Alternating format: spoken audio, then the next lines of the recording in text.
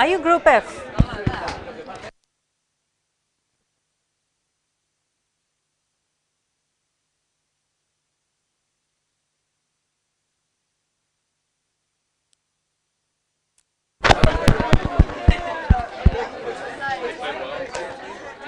Good morning, everyone. Good morning. Can you hear me? We've got quite a few empty places today. Not sure. Anyway, we'll just make a start. How are you all today? Good?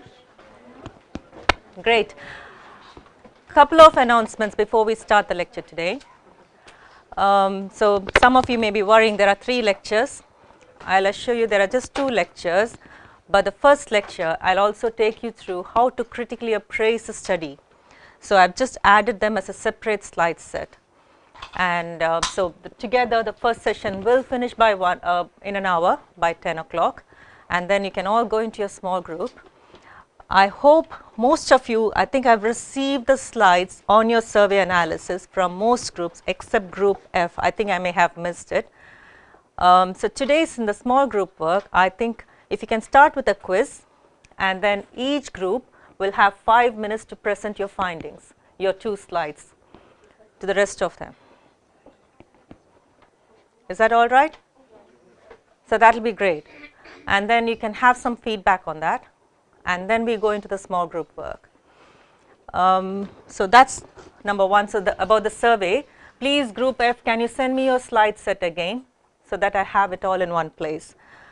I hope you've all started working on your assignment. How was the literature searching session last week? I know internet was not brilliant in one room, but have you all had a go searching for literature? And Rachel has updated her slides since the session. So I've got the slide set now. I'll also be replacing the slide set, so just to help you further. So I hope you have all identified at least one study which you can critically appraise. So from this week onwards, we look at different study designs. So last week, Dr. Noonan, anyway, he gave you an intro to evidence-based medicine, and he briefly touched upon confounding, and he showed you the forest plot, and he talked about systematic reviews and RCTs, odds ratios, etc. But from this week onwards, every week will be one particular study design. How do we read the paper on a particular study design? How do you critically appraise the study? How many of you have read journal articles? Great, that's really helpful. So we can go through what are the different parts of, so I'll be very basic today for the benefit of everyone here. So we'll go through a journal article and just see what are the different parts, how do you quickly skim through an article and pick out the key points, and where do you critically appraise. And we've got appraisal checklists, CASP, Critical Appraisal Skills Program from Oxford, and they have checklists for different types of study designs, and they are available free. So you can download them. So they'll take you through certain questions, and you read those questions and find the answers for those questions in the article. So they are guidelines, like they guide you what kind of questions are you looking for. If it's an RCT, and there are 3 main questions any study when you're doing a critical appraisal, so we can go through that as well. So today's session is on RCTs. And the second lecture around 11:45ish, if you can come here, it will be just 20-30 minutes. It will be on causality. It will be on Bradford Hill's criteria. So the lecture objectives today: define and describe the purpose of intervention study design. What are the different study designs, and what are the key steps in designing an RCT? What are the advantages of an RCT? So Dr. Noonan talked about randomization, allocation, concealment, and blinding last week. So we can go through them step by step. And intention to treat, that's another important criteria of an RCT. So I can again show you what I mean by an intention to treat analysis. And what's the placebo effect? How do you deal with losses to follow up? Any study, you start with 100,000 maybe, but over time you'll have some people lost to follow up, bless you. So why do we have loss to follow up, and how do you critically appraise an RCT? What are the strengths and weaknesses of studied RCTs? So as we go through each study design the next few weeks, every study will have some advantages and some disadvantages, and that's a commonly asked question in your end of term assessment or an OSCE. So what are the advantages, and name any 2 advantages and disadvantages of an RCT, name an advantage, disadvantage of a case control, compare a case control and a cohort study, etc. And what are the ethical principles? So epidemiological study designs can either be observational, where you don't do anything to the subjects involved in the study, you are just observing them. You gather data on their exposure and outcome and just observe them. So you have observational studies. We did a survey which was an observation, we didn't do anything to the subjects. And then you have experimental studies, that's where you have RCTs. So in observational studies, you also have analytical studies. So case control and cohort are analytical studies within observational. So you either have a prevalence survey, which is a snapshot, you ask people at a particular time different characteristics, and then you do at that time point how many people are smokers, how many take alcohol, how many have some mental illness, how many are obese, etc. So it's a prevalence survey. Or you do analytical studies, a case control, you go retrospectively, you start with the disease and people without the disease, and you go back in time, ask them about their exposure. A cohort study is usually prospective, meaning it's going forward, you gather data on their exposure and then you follow them over time, find out about the outcomes. So they are 2 analytical studies, but they are still observational because you are not doing anything to them. But in an RCT, you give them an intervention. So that's what I said, observational, case control or cohort, you observe the relationship between exposure and outcome, whereas an experimental study, you, the investigator, assigns exposure. Yeah, we give them the exposure. A clinical trial is a study that prospectively assigns. So you start here, you have your patients, and then you assign them into the treatment group and the control group. So that's random assignment, usually that's RCT, randomized control trial, and then you follow them through time and then you compare the results. So you assign them into 2 groups and you give them the treatment and you give them the control or a placebo. So that's the difference in an experimental study design. So why do we do a clinical trial? There are 2 important reasons we run clinical trials. One is to test the efficacy, the other is to test safety. Efficacy is the effect of an intervention, a treatment, under controlled conditions. So they are ideal conditions, they are not real conditions. So they are ideal, so we design it and we control the environment and we give them the intervention and decide whether the treatment is effective or not. It's an ideal condition, yeah. Whereas effectiveness is in real life, because in an RCT, I will have 2 groups and I'll say treatment A, group A, please, and I'll observe them, I'll give it to them, I'll make sure they take, yeah.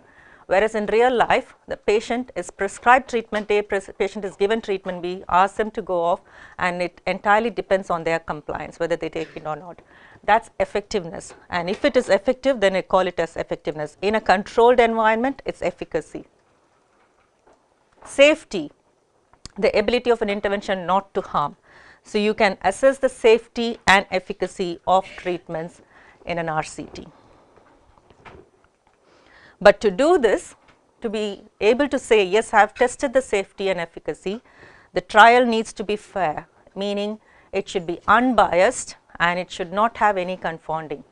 So we have seen in the past, if you are looking at an association between an exposure and an outcome, there are a couple of reasons you can say. It could be, can you say the 3 things it could be?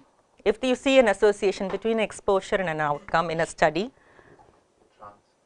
it could be by chance, causal, bias, one more, bias, chance, real, confounding. So it could be one of these 4, yeah. So in a trial, you need to make sure it's unbiased and it's without confounding, and you have a control. It is reproducible in experimental conditions. So that those 3 have to be there for you to test the efficacy and safety of any new intervention. So, how do you design an RCT? You assess people for eligibility to enter the trial, and then you decide, you have clear inclusion and exclusion criteria for people to join the trial, and those who are not eligible you exclude them, and then you randomize. So, randomization you can either do by tossing a coin, or you put it in a computer, it generates automatically. So, if you are going to recruit 100 people, and if I want to randomize them, and if I have treatment A versus treatment B, what I can do is I can put them all into the computer automatically says all the 100, it assigns them either A or B. It just controls for all their age, gender, all of the confounders, and it assigns them automatically, you do not have to worry. So, it is randomized, so you allocate treatment A to few, treatment B to few, and then you give them the treatment, yeah, and then you follow them up. So, you need to have the right population inclusion exclusion criteria, it has to be random recruitment, and then how do you recruit them? You recruit them to advertisement, and people volunteer into the trial. You will have to give them all the details of the study, it could cause some harm, and you have to be open and transparent, you have to get informed consent, and then people join as volunteers. There are strict protocols for administration of intervention and again assessing the outcome. A randomized placebo controlled double blinded clinical trial has the highest level of internal validity. What is validity? Any ideas? We have touched upon it briefly. What is validity? When do you say a study is valid? Its ability to reproduce, yeah. What else do I mean when I say internal validity? How true the results are. Am I confident that the trial has run to the best possible, everybody knows it's open, and I know the protocol, and people have been blinded, and it's a true reflection of the intervention, yeah, and the outcome. How well was the research done? Was the research done right? Can I trust the result findings? So, that is internal validity. So, you randomize, if it's placebo controlled, we will see what's a placebo, we will see it later, and if it's double blinded. So, again Dr. Noonan talked about blinding last week. If it's single blinded, what do I mean? So, you've got the participants, you've got the researcher, and you've got the analyst who is going to analyze the data. You may either have the researcher, you may have the clinician who is assigning them treatments. So, you have 3 levels, yeah. What's single blinding? So, who it might be? The patient, yeah, participants. Double blinding? And the clinician or the researcher, or it may be the analyst. If all 3 of them have been blinded, it's triple blinding. Why are we blinding? Bias. We don't want bias. And so, why do we randomize at the start? What's the specialty about randomizing? True representative. That's how you choose your population. Randomization. Why do we randomize? Confounding. So, both the groups are comparable, yeah, all the confounders are equally distributed in both the groups. That is why we randomize, to reduce bias. So, randomization, and then you have double blinding or single blinding, and then it's placebo controlled. So, if a trial has got all 3 of them, then you can trust its internal validity. I can trust the results.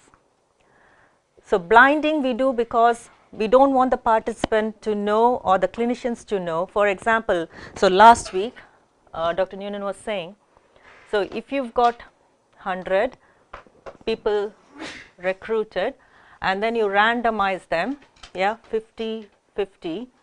So, the computer has already said patient 1 will be given A, patient 2 will be given B. Let us assume that. Okay, so, that is randomized. So, the computer has done that. You have not recruited your patients yet at this stage. You just know you are going to recruit 100 people. 1 will have treatment A, patient number 2 will have, whoever comes second will have treatment B. So, that is randomization, that is the first step. And then the clinician will see the patients. So, patient 1 walks into the office. So, then it is already been assigned, yeah. So, that patient 1 will receive A. So, what the clinician will receive is a packet. The packet will say number 1, that is it. So it's been randomized, but then it's concealed here. So he will say, okay, patient 1 has walked into my office, I just take packet 1, named 1, marked 1, and he doesn't know what's inside there. And he opens it in front of the patient and says, okay, you've got treatment A. That's all. Both of them find out then. So it's been concealed. So they are randomized first, and then comes allocation concealment. So they are both blinded there. So that's allocation concealment.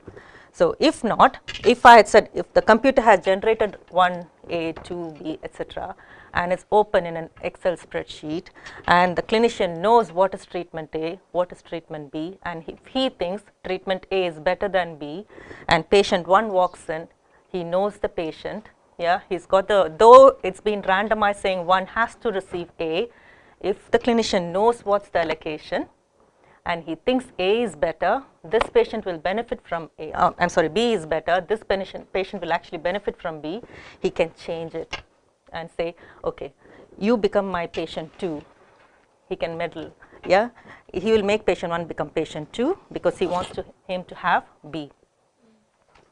So to avoid that, it's concealed, so it's randomized, and then the next step is concealment. And then you have blinding, so the patient is blinded and the researcher is blinded. So randomization is a unique feature of RCTs. So any unknown confounding factors, because you may think age and gender are confounders, so I'll adjust for them, but there may be some unknown confounders. So that's why we do randomization. Any confounders, any unknown known confounders are all equally distributed between the two groups, and it minimizes allocation bias. So you can either do random sequence generation, you toss a coin, most often it's computer generated.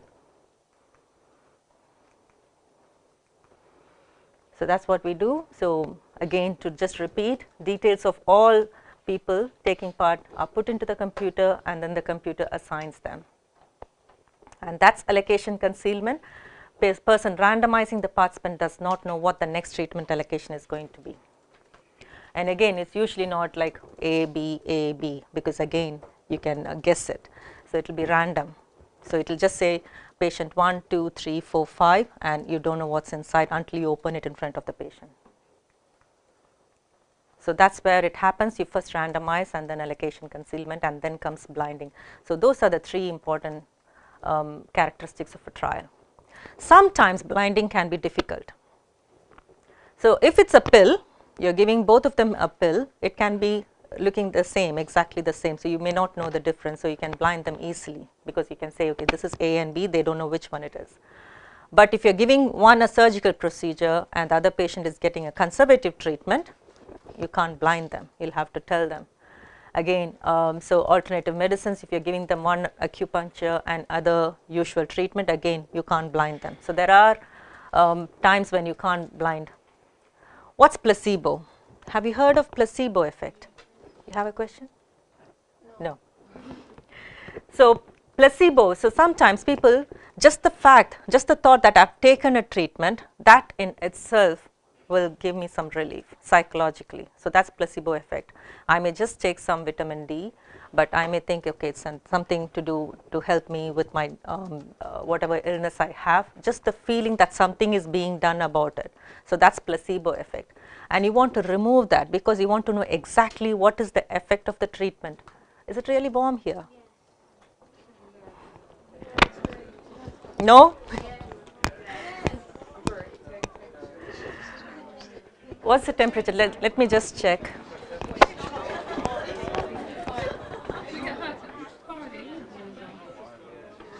Okay, it's at 23. Yeah. Okay, so looking at placebo effect. So this is what I mean. So the active treatment effect is just that. So the rest of it is just the fact that you have taken a treatment. You don't know what the treatment is. So that's majority of it will be the placebo effect, saying, okay, I'm having a treatment for my condition. And then the actual whatever treatment you're taking, that's the effect. So that's the placebo, that's the active treatment, and even the active treatment will have a placebo effect. And it's above, over and above the placebo effect, that's the efficacy or the effectiveness that you want to test. So that's a placebo. So that's why we give them a placebo controlled trial sometimes. So we'll give them a placebo, we'll give them the active treatment, and we'll see what's the difference, because you don't want the placebo effect, you want to know the real effect of the treatment. So we have seen randomization, allocation, concealment, different types of blinding. We have looked at placebos, placebo controlled trials, and now we are looking at loss to follow-up. So you've got your 100 patients, you've allocated them 50 and 50, you follow them for 5 years. What percentage of them will remain at the end, do you think, usually? If you've got 50 and 50, you follow them for 5 years. Let's make it 10,000, 5,000 and 5,000. You follow them for 5 years. Would you have all the 5,000 at the end? So how many will be lost normally? What's acceptable? Usually around 10, 15, 20%, not more than that. Anything more than 20, you need to be careful, because you need to know, why is it important to know the loss to follow-up? So you need to know what is happening to these. Is the loss to follow-up the same in both? Then it's fine, you don't have to worry. If there's differential loss to follow-up, so treatment A has got more loss to follow-up than treatment B, then that means there's something about the compliance for this particular treatment. Maybe it's unpleasant, it's got side effects, whatever. So that's why you need to know. Or are the two groups still comparable? Did you randomize them right? You have more compliers in one treatment A, the other treatment B arm does not have compliers. So is there any difference? Because you thought they are both comparable. It's really important to have both the groups comparable at the start and at the end as well. So you are okay to have loss to follow-up as long as they are the same in both the groups, it's fine. But it's in, you can't avoid it. People will stop taking it because that's reality. So you need to minimize losses to follow-up. How do we do that? It's really tricky. You need to have constant contacts with your participants and give them reassurance, and at least be honest at the very beginning when you're recruiting them. That's why you have the eligibility criteria. You need to say this is going to be over 5 years and the drug can have some unpleasant side effects, but we would like some commitment from you. You assess them for their eligibility. Are they ready to participate? Will they be committed to the trial? And then you, so that you are assessing them and you don't have lots of loss to follow up. And you make it practical. The follow-up should be practical. You can't ask them to come. If you're going to follow them for 5 years, you're asking them to come and see you every month. It's not going to happen. So you need to make it feasible. You need to make it practical for them and also convenient. And if they have to travel to the trial clinic and give data, then you need to pay for their transport as well. So you cannot force them, but you need to keep staying in touch with them and encourage them to participate. What about when you pay participants in the trial? Is that the same thing as something you said? You need to be careful about what you're paying for. If it's just, if they're taking time off work to come, then that's okay. But if you're paying them as an incentive, you need to be careful. So time off work and transport and any reasonable, if they need to have a meal during that time, that's fine. Would that actually confer bias in that situation? Like, because if the patient is, if the participant is being to come as they could, and there's some sort of incentive, wouldn't that make the follow-up numbers even higher? Yeah, if you have an incentive, it can make it higher, but then are you sure? Because you want to as close to reality. Because in real life, you're not going to pay them as an incentive. Yeah. So you need to make sure, okay, there's a balance between what you want for the trial and how close is it to reality, because that's what you're testing. Is this drug going to be acceptable in real life? Any questions? Okay, so we have looked at loss to follow-up as well. The last one is, okay, now we have got equal groups at the end. They're comparable. You didn't have more than 20% loss to follow-up. You're coming to the end of the study now. Now you need to analyze. That's the challenge here. We've got something called intention to treat. Yeah, you've got the slide here. Say you've got 100 people in your new treatment. Yeah, and you've got 100 people in your standard treatment, and that's where you are, and you follow them for 6 months. okay, and this is looking at, it's a antihypertensive. So, how much blood pressure does it fall? How much does your blood pressure fall at the end of your treatment? That is what you are looking at. So, in your standard treatment, at the end you still have all the 100, they have all complied with your treatment, okay. Whereas in the new treatment, 70 of them complied, 30 did not, they just stopped taking the treatment, okay. You could either say, I will compare the results for these 100 with the 70 who complied, that is as treated analysis, okay. So, what will happen is, in the 100 compliers, you find blood pressure falls by 30 millimeters mercury, whereas of the new treatment people, only the 70 who complied, their blood pressure fell by 40 millimeters. So, which is better here? The new treatment. You will think the new treatment is better. The drop is, the difference is 10 millimeters mercury. So, you will go with the new treatment, but that is not the best way to analyze. You need to take all of them, because what happened to the 30 who did not comply? Their blood pressure actually increased by 5 millimeters of mercury. So, you need to combine it together, it dropped by 26. So, actually the standard treatment is better than the whole group together. Why would I do that? This is intention to treat analysis. So, you assign them, you include everyone in the end. Why would I do that? This is the best. This is better than as treated. People usually, they think, okay, I will just look at the compliers and compare them.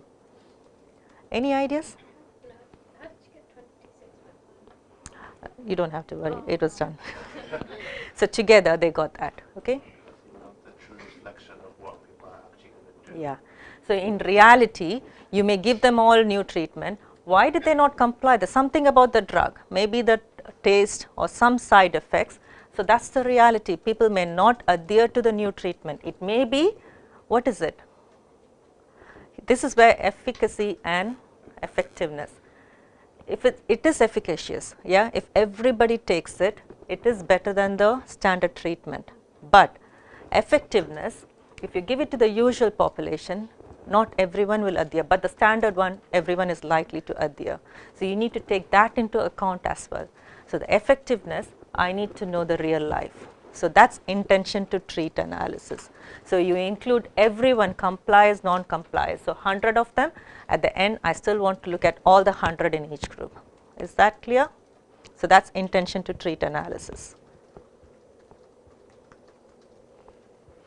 So, if a treatment, when you are looking at an article, if it says yes, they have done an intention to treat analysis, again you can say, okay, it is good, I am happy with the validity and it is a good quality RCT. Just because it is an RCT, we do not always think it is the best. You need to still critically appraise. So, advantages and disadvantages. So, the advantages of an RCT, so you reduce bias because of randomization blinding, and then the disadvantages, it is expensive and it is time consuming, and you may have volunteer bias because you are still recruiting volunteers who are ready to volunteer, somebody who needs money or somebody who is really keen to find out about the treatment. So, is there a bias in how you are recruiting your volunteers? And sometimes it can be ethically problematic. So, the treatment that you are giving, you need to think of ethics. You will have to take your RCTs through ethics and get it approved. So, leading on to ethics. So, that is the Hippocratic Oath, that is the modern version. So, I will neither treat any patient nor carry out any research without the valid informed consent. That is really important of the subject, and they should understand that research must have its purpose of furtherance into the health of the individual. So, informed consent is really, really crucial for your any study, and that is your Nuremberg Code. So, you need to think of the capacity to consent. Does the volunteer have the capacity to consent? Not everyone may have. Can you think of anyone who may not have the capacity to consent? Sorry? Yeah. Children? Yeah. Mental illness? Yeah. Definitely. So, and so they should have freedom from coercion as well, and they should understand. So, informed consent is not just giving consent, they should understand what are the advantages and disadvantages, any harms involved, any benefits involved, and they should understand everything and then sign it. Yeah, and it should be conducted by highly qualified persons. And that's your Declaration of Helsinki.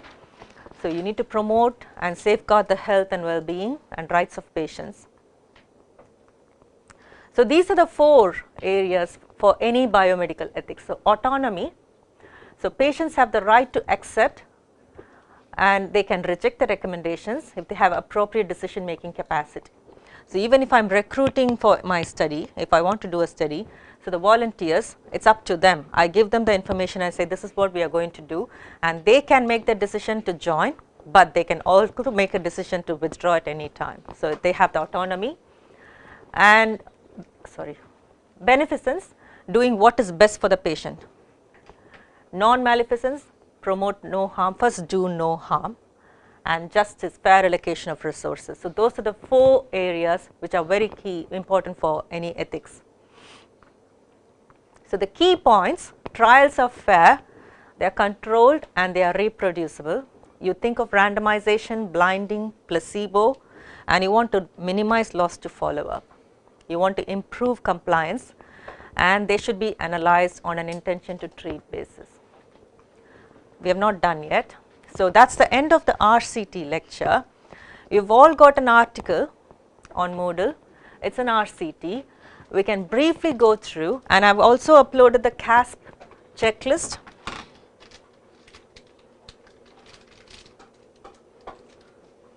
Do you have this?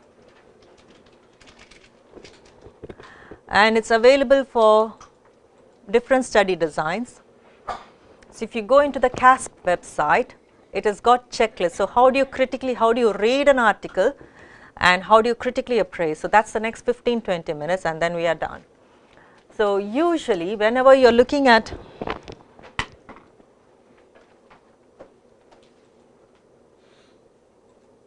a study, like I said, the 3 key questions are the results valid? What do I think about the study design? How has it been conducted? Yeah.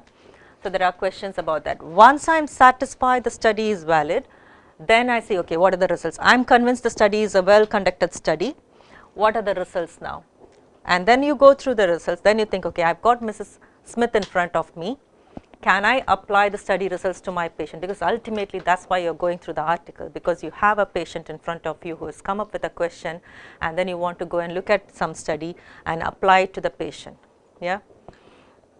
I've got a couple of examples from your final and third year students now, and we've recorded them and it's a role play saying, okay, the patient walked in and they had to quickly go and find a study and then they had to discuss with the consultant, because evidence based medicine is you find the evidence and your consultant is the expert, and then you have the third one is 3 areas you need to think of evidence based medicine before applying, making decisions. You have the expert opinion, you have the best available evidence in front of you, and the third one, the patient. Okay, the patient in front, you need to discuss with the patient saying this is what evidence says, this is the expert opinion, what's your preference, what's your choice, and then together it's shared decision making. You then make a decision saying this is best for Mrs. Smith, Mr. Jones, and then that's how you agree. So if you're doing a clinical research and you're going to separate between people using placebos and non-placebos, are you going to explain to the patient that there's a possibility that... Exactly, you have to tell them. But doesn't that affect the reasoning? So they could think possibly that this might be a placebo, or telling them that you're all going to get... No, you have to tell them. That's why you need to be open, you need to inform them. You may either get the new treatment or you may get the placebos. So the patient will have to understand, I may be unfortunate, I'll just go, because they may want the new treatment, but they may get the placebo. They have to understand that. So you give them the information, you have a long discussion with them, they send them away with the information, they think about it, and then they come and participate. So is that all right? So those are the 3 key questions when you are critically appraising. So if you go down, have you all got it in front of you? I'm sorry. Yep. So if you go down, so for the first one, are the results of the trial valid? You've got some questions saying, what's the population? Do they have a clearly focused issue? And then how have they assigned the patients to treatments? and where they all accounted for at the end. So they started with 10,000, they finished with 100. I'm sorry, and they haven't accounted for that. I'm not going to go any further. Is it worth continuing? And were they blinded? Were the groups similar at the start of the trial? How do you know? So some of you have read articles. So how do you know if I'm going through an RCT, if the two groups are comparable? I would like to know. That's my question. Where would I look for? Any guesses? Sorry? Methods, results. There's usually a table, yeah, in the results section, and in the table it will say the two groups, what is the age, gender breakdown. So that's where you know whether the two groups are comparable. And then the next one. So now I know, okay, I've gone through all the questions, I've got my answers, most of them are yes, then it's fine. It's a good quality study. The next one is what are the results. So again, how large was the treatment effect? How precise was it? What is the confidence interval? Are you all now getting how to interpret 95% confidence intervals? Yeah, and null values. Is that all right? Just briefly, 1 more minute.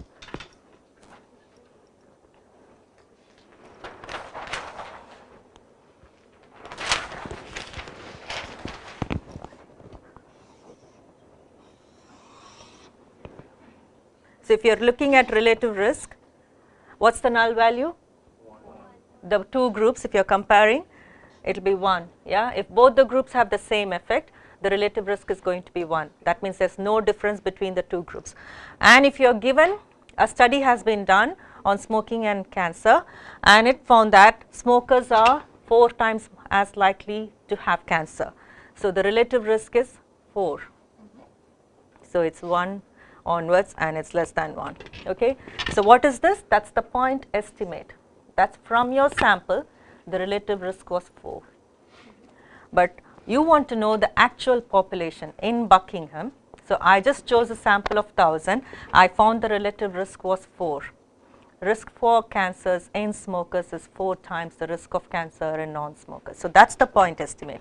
Then I draw the 95% confidence interval, plus or minus 1.96. You don't have to do the calculation. So this is your point estimate, and then I say plus or minus 9.5, 1.96 times standard deviation or error, you get a confidence interval. So this may be 1.5 till say 6. So this was 4. Okay. Now that's your confidence interval. That's your relative risk. Is it statistically significant or not? Why? It does not overlap the null value. So every time, so what it's saying is, okay, in this sample it was 4, I keep repeating it 95 times, I get a range of values, every time it's more than 1. So it is statistically significant. But, so it's still 4, and then I get something like 0.5. What about this?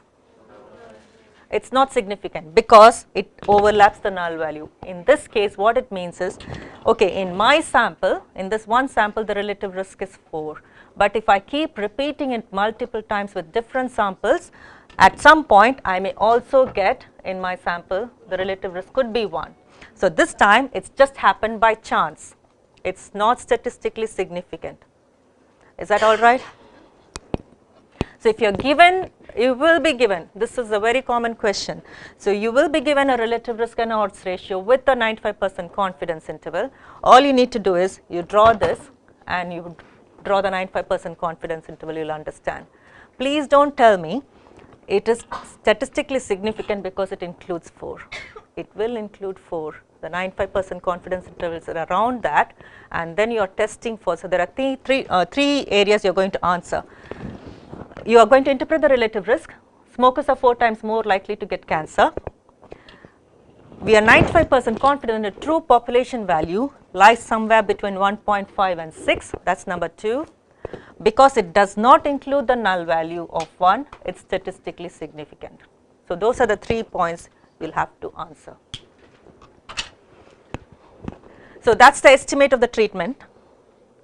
And then the last one, okay, now I have looked at the statistic, I know it's 4, I know the confidence interval is statistically significant. What about Mrs. Smith in front of me? So, Mrs. Smith has come with her husband who is a smoker, okay, and so she is worried whether he is going to have cancer. That is simple, because you will know that smokers are likely to have cancer, you can tell them, but hypothetically, that is, I am just giving you as an example. It could be something else, and then you are going to interpret it to them saying, yes, from studies it looks like your husband is more likely to have cancer, 4 times as likely. So, that is the CASP tool, and you have got a study. Here is an RCT.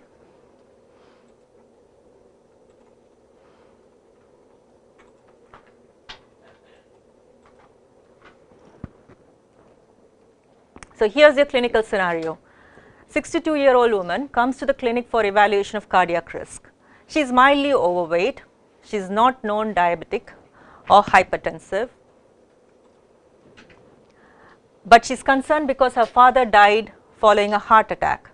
She does not smoke, she does not take alcohol, and she exercises regularly. So, she is just intermediate risk, she is not high risk, because of why does she have intermediate risk? Family history, yeah. So, she wants to know if she can take cholesterol lowering drugs. These are real scenarios you will have in your clinical situations. Can you think of a cholesterol lowering medication, anyone? Statins. If she can take statins to reduce her risk of heart attack. So, that is the scenario in front of you. So, your PICO in a patient at intermediate risk of heart disease, that is your P, yeah. Does cholesterol lowering drug I decrease the risk of myocardial infarction? So, that is the outcome. Would you not test their cholesterol first and find out if she actually has cholesterol? Of course, you will do that. And then, but still you could give her, so this, so you have health risks, and you think of, you take everything, you do a health assessment for her, and before going there, of course, you would do all the clinical the assessments, and then, okay, you need to find out if you can give her cholesterol lowering drug, because she is at intermediate risk, will it help? That is why you are not immediately doing that. You will take all her clinical indicators, have a chat with her, look at her cholesterol levels, and then decide. Depends on her other indicators, yeah, you will have to look at the whole picture and then make a decision. Still, you need to make a clinical decision. So, we can't say from just this scenario, but of course, you look at everything else together and then you will decide. So, you will search for PubMed, Cochrane, NICE guidelines. So, these are the databases, search engines, and the search terms will be cholesterol lowering, myocardial infarction, trial. Because why are you looking at trials? You are looking at an intervention, effectiveness of an intervention, yeah. Effectiveness of intervention is the bestest trial. You find a study, is done for you, and the study is there in Moodle, okay, and then you are going to now critically appraise it quickly. So, those are the questions to decide if the study is a valid study. So, where would you find it? So, in your study, if you can just open it up, plus, yeah. So, if you look at here, first thing is to go through an abstract.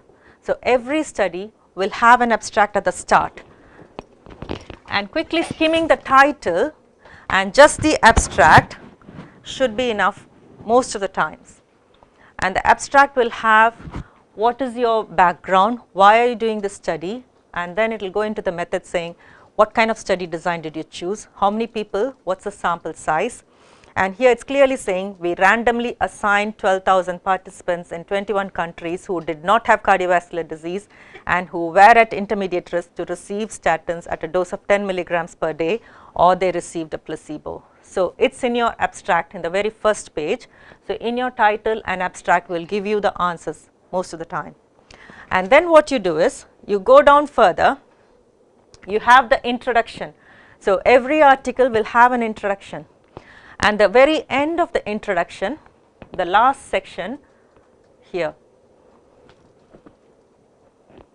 yeah, that is where they say we therefore conducted the trial, etc., etc. So, so they will give you a background as to why they are doing the study, and then they say this is why we did the trial, which evaluated the long term effects of statins at a dose of 10 milligrams among persons of various ethnic backgrounds who did not have cardiovascular disease and who were at intermediate risk. So, the very last section of an introduction will give you the purpose of the study.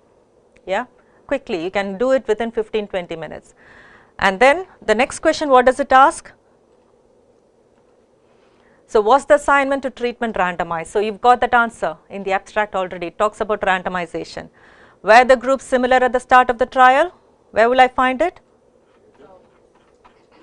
So, this is where. So, the baseline characteristics, you can look at it quickly, and if it is comparable, then it is fine. So, how many entered the trial? Were they all accounted for at its conclusion? So, again here you can see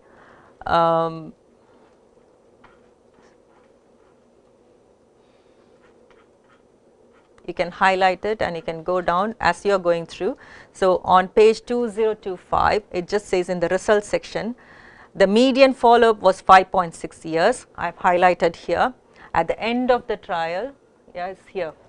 So, at the end of the trial, it was we had status for 99.1% of the participants. So, they had most of them accounted for at the end. So, I think it is a good quality study. Is that okay so far? And were they blinded? Again, you can go back to the method section and it clearly says, yes, they were all blinded.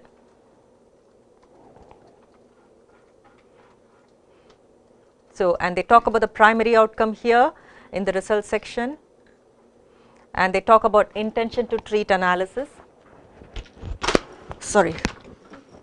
So, here they talk about the analysis was performed with the intention to treat approach. So, these are the keys. So, they are blinded, they have got a placebo and they have got a large enough sample and they did not have much loss to follow up. Most of them were accounted at the end and they used intention to treat analysis. So, so far so good, I am happy. I think it is a valid study design. I will go ahead and find the results, and the baseline characteristics were comparable. So, the next section of your critical appraisal, what are the results? How large is the treatment effect? Again, if you can go back to the study, in your tables, it does talk about here primary, secondary and other outcomes. It says the first primary outcome. So, the statin groups and the placebo group. So, the ratio is 0.76 and they have given you 95% confidence interval and the p-value. So, they are not just giving you the effect size, they are also talking about is it precise, and they are giving you both the values. So, I am convinced. Now, how can I apply it to my patient in front of me? So, who is the patient here? 60-year-old woman who wants to know. So, the average, how would you test it is, in this study, what is the age group of, who are they? Are they mostly men? Then you can't explain it to this lady in front of you. So, the majority, the average age of patients in this study was 65 years and about 45% of them were women. It's all in the study, and majority had an elevated waist hip ratio. So, they were slightly overweight, and the demographic factors are similar to those of the patient in front of me.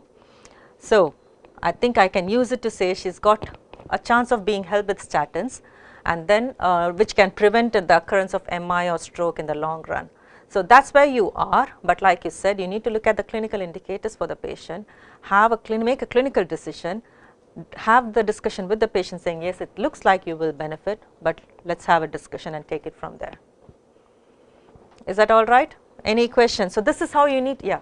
If research hasn't been adopted by NICE, realistically, can a consultant just say, oh, I've done this paper, I'm going to treat this patient this way, or does it have to first be adopted by NICE and accepted? It does not have to be, because there may be new trials which are yet to be reviewed by NICE, but if you find them, if there is something in NICE, yes, you do not have to look at anything else, because readily available database, I mean they are pre-appraised, but if you do not find anything in NICE, but you find a trial, and then yes, you can discuss that. Any other questions? So, that is how I critically appraise. So, in your small group work, you have two different studies for the two scenarios. Please try to go through them and find the answers and be familiar with how to critically appraise study designs. Thank you. So, I think you can take a break and go into the small group work and come back here by 11:45, please.